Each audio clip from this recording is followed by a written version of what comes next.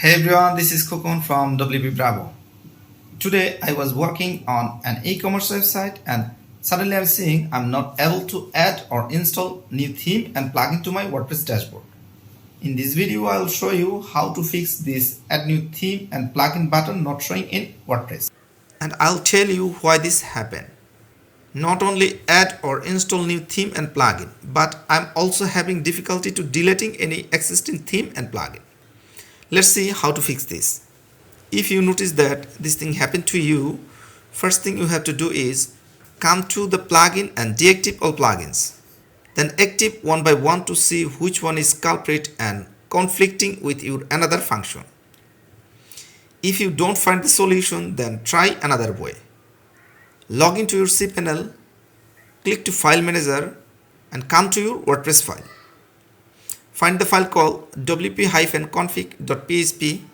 Edit this file with editor. Then find the constant disallow file editor. Make this true to false.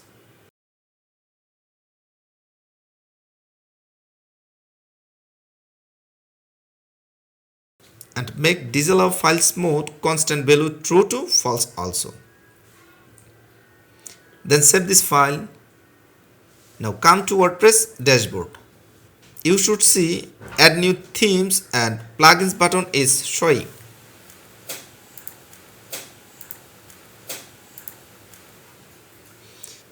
Now let's see why this happened.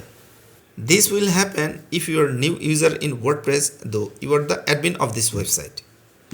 That means if you log into WordPress dashboard without the email address that used to install WordPress, then you will see add new themes and add new plugins button is not showing. Friends, I am making an e-commerce website tutorial from scratch. Subscribe my channel to watch this tutorial. I hope you enjoyed this tutorial. Let me know if you have any questions. Hope to see you in the next tutorial. Till then, take care.